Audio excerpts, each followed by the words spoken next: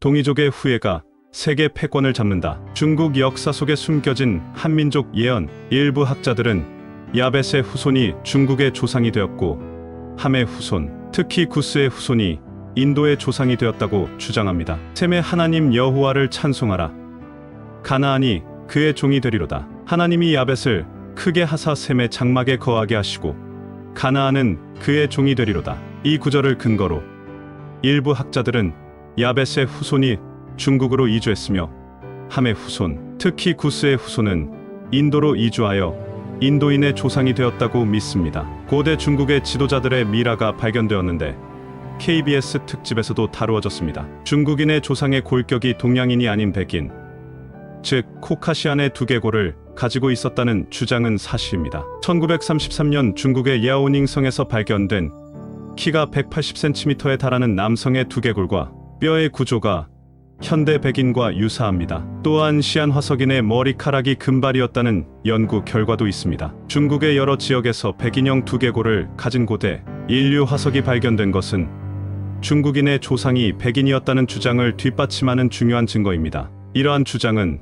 중국의 역사와 문화에 대한 이해에 중요한 영향을 미칠 수 있습니다. 만약 이러한 주장이 사실이라면 다음과 같은 가능성을 생각해 볼 수 있습니다. 문화적 교류 측면에서 보면 중국은 백인 문화와의 교류가 오래전부터 이루어졌을 가능성이 있습니다. 문화적 영향에서 보면 중국의 문화와 언어에 백인 문화의 영향이 있었을 가능성이 높습니다. 역사적 역할 측면에서 백인들이 중국의 역사에서 중요한 역할을 했을 가능성이 있습니다. 물론 이러한 주장은 논란이 많으며 더 많은 연구가 필요합니다. 고대 중국에서 발견된 백인형 두개골의 예는 다음과 같습니다. 1933년 랴오닝성에서 발견된 시안 화석인, 1972년 랴오닝성에서 발견된 지안 화석인, 1984년 내몽골 자치구에서 발견된 둥관 화석인, 2003년 스촨성에서 발견된 룽산 화석인 흑발의 몽골리안을 따라온 백인들이 몽골리안의 아내를 많이 맞아들여 동양적으로 변했다는 주장이 있습니다. 이를 뒷받침하는 증거로는 다음과 같은 것들이 있습니다. 언어적 유사성. 중국어의 언어 구조가 영어와 유사한 점. 영어는 인도 유럽어족에 속하고 중국어는 알타이어족에 속하지만 두 언어는 많은 유사점을 가지고 있습니다. 생활 양식. 중국인들이 입식 생활을 하는 것도 백인의 자손임을 알 수 있는 증거입니다. 고대 중국의 역사책인 사마천의 사기, 서전요전 등에도 이러한 증거가 남아 있습니다. 사마천의 사기 오제본기에 따르면 곡이 진봉의 딸을 취하여 요를 낳았다고 기록되어 있습니다. 요는 야벳의 아들로 요의 아버지 곡은 성경에도 등장합니다. 서전요전에는 순의 아버지 고수가 함의 아들 구스와 동일한 인물로 나타납니다. 고대 페르시아 제국의 수도 페르세폴리스에 남아있는 벽화에는 고구려나 신라에서 온 사신들이 그려져 있어 고대 한국인들이 메소포타미아와 활발히 교류했음을 보여줍니다. 이러한 역사적 기록과 고고학적 증거들은 동이족의 후예가 세계 패권을 잡는데 중요한 의미를 가지고 있음을 시사합니다. 중국인의 기원을 이해하고 그들의 역사와 문화에 대한 새로운 시각을 제공할 수 있습니다. 동이족의 후예와 중국 역사와 고대부터 현대까지 함의 후손과 셈족의 혼합함에 맞아들인 구스 가문의 일부도 셈족을 따라 동방으로 이주했습니다. 이로 인해 야벳이 주축을 이루고 구스의 후손들이 섞여 셈 가문의 여자들을 며느리로 맞아들이며 다양한 혼합이 이루어졌습니다. 이들은 지금의 중국인의 조상이 되었습니다. 사마천의 사기 오제본기에 따르면 요의 아버지는 곡으로 기록되어 있는데 곡은 야벳의 아들인 곡, 마곡과 연결됩니다. 중국인과 고대 동이단지파의 관계. 중국인과 고대 동이단지파 민족의 관계를 이해하려면 그들의 문화를 알아야 합니다. 중국은 크게 두 개의 문화로 구성되어 있습니다. 앙소문화권과 용산문화권입니다. 앙소문화권 서남문화권이라고도 하며 하남성 앙소촌을 중심으로 한 소규모의 원시적 문화입니다. 동방족 혹은 동이족 단지파가 설립한 문화권으로 산동반도의 용산현 근처에 위치해 있습니다.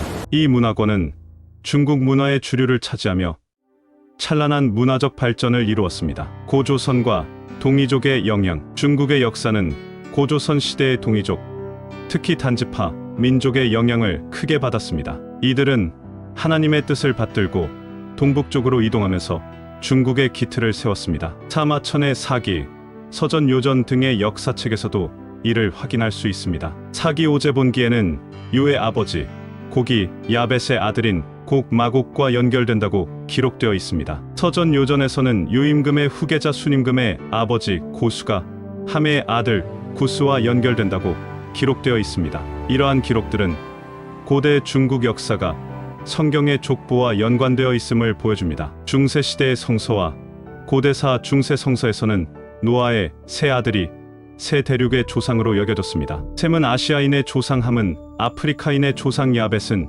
유럽인의 조상. 그러나 노아의 세 아들을 각각 성직자 셈, 농미남, 전사 야벳으로 해석하는 소수의 견해도 있었습니다. 단지파의 이동과 고조선 건설. 단지파는 이스라엘에서 애굽으로 이주한 후 400년간 노예 생활을 하다가 모세의 인도로 가나안에 정착했습니다. 이후 단지파는 레바논 동쪽, 이라크, 이란, 북부, 카스피의 연안을 거쳐 알타이 산맥을 넘어 몽골 평원을 지나 바이카로스에 도착했습니다. 그 후 몽골을 거쳐 만주로 이동한 일부는 시베리아로 이동했습니다. 마지막으로 이들은 압록강을 건너 대동강변에 도착하여 홍익인간의 이념을 근간으로 하는 고조선을 건설했습니다. 하나님의 섭리와 한민족의 역할. 하나님께서는 인류를 구원할 구세주를 단지파 가운데서 찾기 위해 단지파의 행적을 숨기셨으며 단지파의 후예인 한민족은 고조선을 건설했습니다. 한민족은 부도덕한 서구 문물의 유입을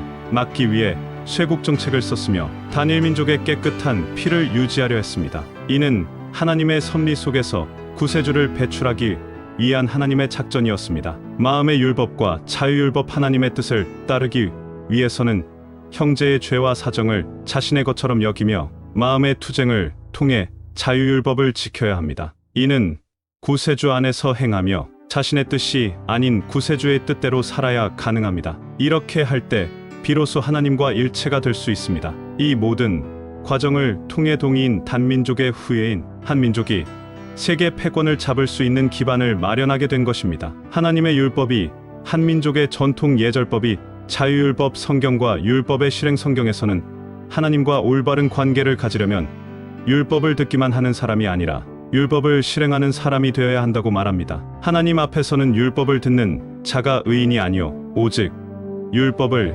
행하는 자라야 의롭다 하심을 얻으리니 라고 기록되어 있습니다. 또한 너희는 말에나 행실에나 장차 자유의 율법대로 심판받을 자로 알고 행하라 라고 하여 올바른 행실을 강조하고 있습니다. 한민족의 전통 예절이 하나님의 율법. 한민족의 전통 예절은 효와 인의 근본, 충의 기본 자질을 바탕으로 합니다. 이는 인간 평가의 기준이 되며 하나님의 자유율법의 바탕이 되는 예법과도 연결됩니다. 홍익인간이나 경천애인의 사상도 효의 정신에 바탕을 두고 있습니다. 따라서 청소년들에게 인간을 존중하고 사랑하는 효의 정신을 바탕으로 도덕성과 전통, 생활 예절을 가르치는 사회 교육이 이루어져야 합니다. 전통 예절의 교육. 고조선 시대부터 한민족은 학교나 사회, 일상생활 속에서 예절 문화를 중시해왔습니다. 개인 생활 예절과 가정 생활 예절에서 가계 알기 인사법, 의사 표현, 개촌법, 가정일에 중점을 두고